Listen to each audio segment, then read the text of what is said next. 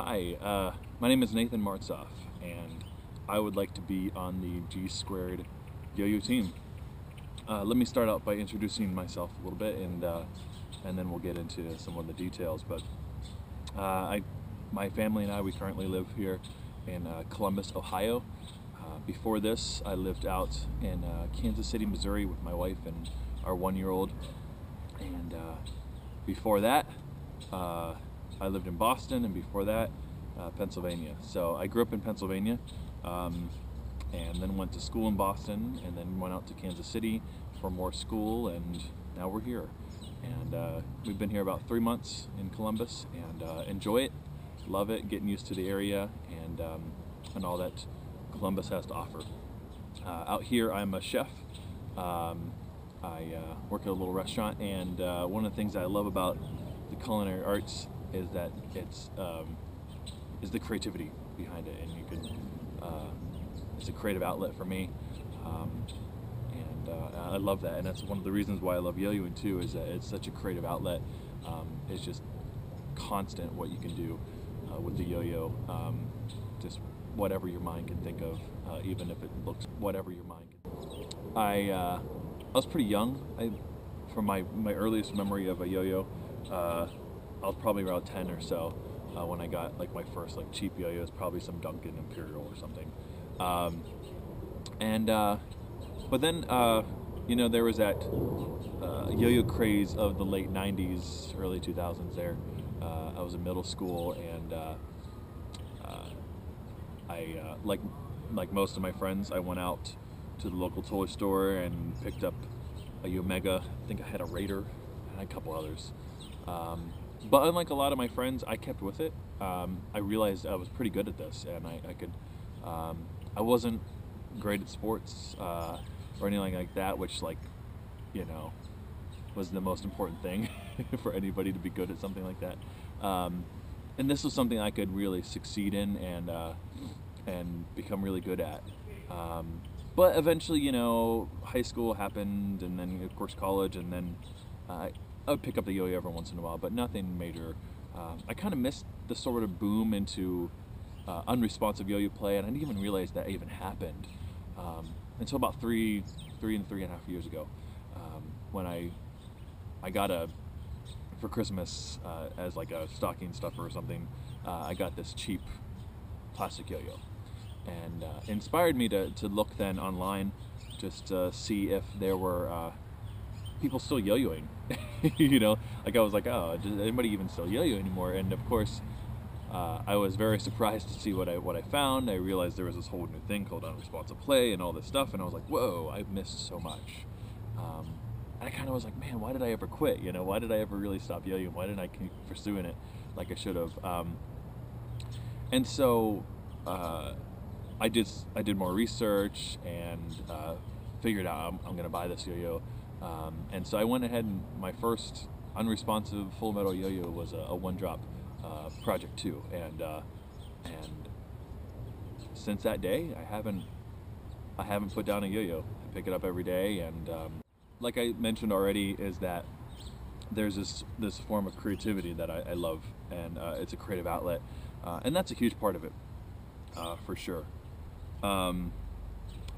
You know, another thing I also really love though is the teaching and learning aspect of yo-yoing. And back in Kansas City, we had a really strong club, and a wide range of, you know, ages, and we'd have kids who would come in who've never picked up a yo-yo before, and it was a great opportunity for me. I kind of consider myself sort of a teacher at heart.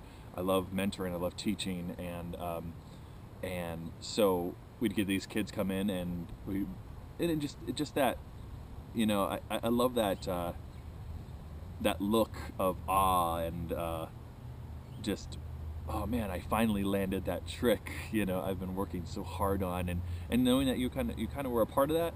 And I kind of mentioned earlier that, you know, for me in elementary school and middle school, when I first was picking up the yo-yo, that it was something that I know I could succeed at, because I was kind of an outcast, you know, and I wasn't really athletic. and those sort of things that seem to matter. And so it was something that I could say, oh look, I can succeed at something, and a lot of these kids that would come in, you know, they're in that similar boat, you know, they might be bullied at school or whatever, you know, and so it was cool to see that they had an alternative route, that they didn't have to be pigeonholed into these are the things that make you successful, or these are the things that matter, you know. And so anyways, it was cool to be part of that mentoring process. That's one of the reasons I love yo-yoing, and as an adult, to be able to teach and mentor young yo-yoers.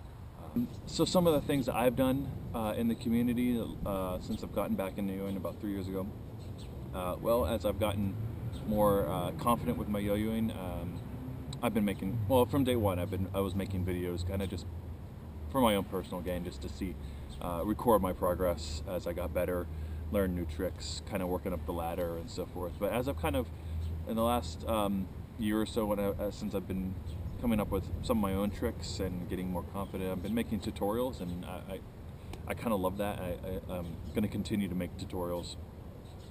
And another thing that I kind of got into, it's been a while now, working with Chris Allen from Yo-Yo Skills, is I started out as one of the reporters, just collecting news and so forth, the yo-yo news, and recently I've been doing reviews, and like I said, I did the review of the Nessie, and I've done about a dozen reviews now, and I love that.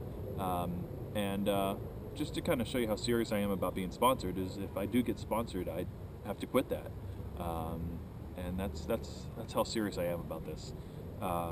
Another thing I kind of started, it seems little, but I started the Facebook group Throw Break, which kind of, hopefully, I think you guys have posted there, but just kind of just shows, you know, what you're throwing today, what tricks you're learning, all that stuff.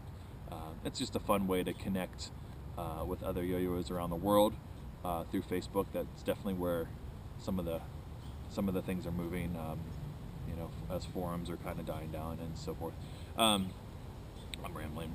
Another thing I would like to pursue, I was really highly involved in the club in Kansas City, and being new here, I haven't really had a chance to connect with a lot of local yo-yoers, but I know that there are some around here that I've kind of talked to online, but there's not a club here, and I've been looking around to different venues, and hopefully going to be starting a club here by the new year, trying to find a place and a consistent time, and I know there's interest.